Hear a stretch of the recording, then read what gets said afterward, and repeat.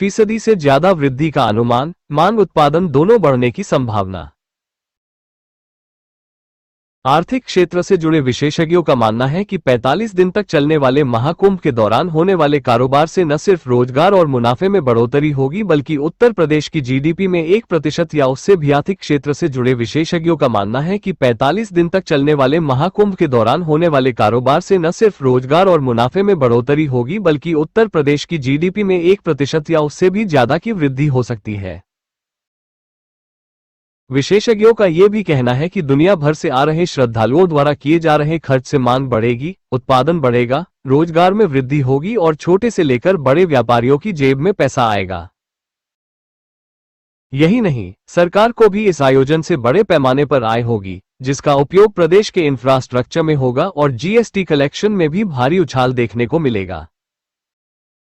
देश के मशहूर सीए और अर्थशास्त्री पंकज गांधी जायसवाल के अनुसार इस बार के महाकुंभ के आंकड़े जो सरकार बता रही है उसके होने भर से ही नॉमिनल और रियल दोनों जीडीपी के आंकड़ों में 1% तक की वृद्धि हो सकती है।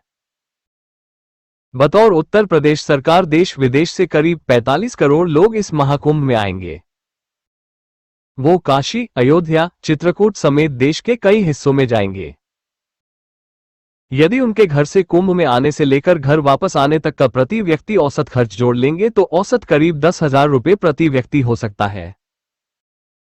ऐसे में यदि 45 करोड़ में इस 10,000 प्रति व्यक्ति खर्च का गुणा करेंगे तो ये करीब 4.5 लाख करोड़ रुपए होता है।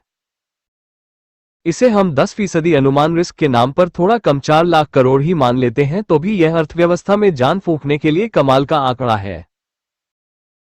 कुंभ का अर्थशास्त्र तिमाही के आंकड़ों को तो मजबूत करेगा ही, साथ ही देश के वार्षिक राष्ट्रीय जीडीपी को भी मजबूत करेगा और अर्थव्यवस्था को भी। जायसवाल के अनुसार सरकार का इस महाकुंभ में हुए निवेश से कई गुना रिटर्न आ जाएगा। डबल इंजन की सरकार महाकुंभ के आयोजन पर मिलकर करीब 16,000 करोड़ रुपए का खर्च कर रही है। अगर इसी को आधार मान ले तो सरकार की ही आय कई गुना हो जाएगी। मसलन अगर 4 लाख करोड़ पर औसत जीएसटी का संग्रह निकालें तो ये करीब 50,000 करोड़ के आसपास होगा। इस खर्च पर जो लोगों को आय होगी उस पर आयकर तथा अन्य सुविधाओं के अप्रत्यक्ष कर जोड़ दे तो यह आंकड़ा 1 लाख करोड़ तक पहुंच जाएगा। मतलब कई गुना आय तो सरकार को ही होगी। ये सारे विश्लेषण और आंकड़े बताते हैं कि किताबी आंकड़े भले ही कुछ कहें, महाकुंभ के बाद अगली तिमाही में अर्थ अमृत का प्रसाद मिलने वाला है।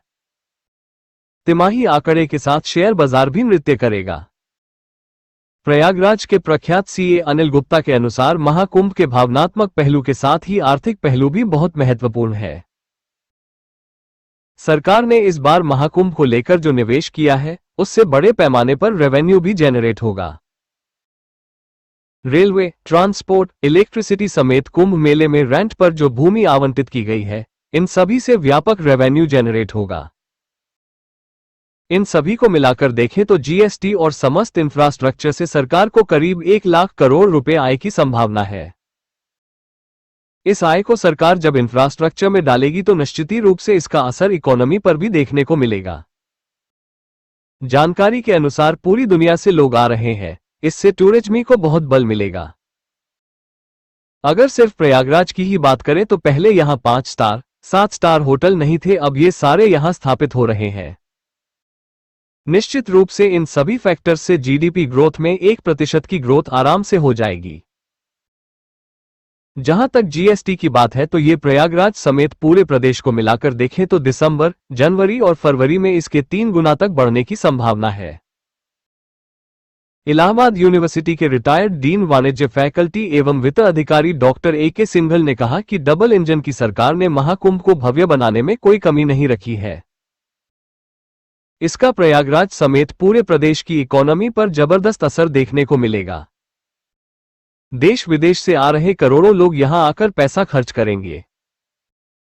चाहे ट्रांसपोर्ट हो, लोकल वेंडर्स हो, शहर के दुकानदार हो, रिक्शा वाले हो, टैक्सी वाले हो, नाव वाले हो, इनकी आमदनी बढ़ेगी।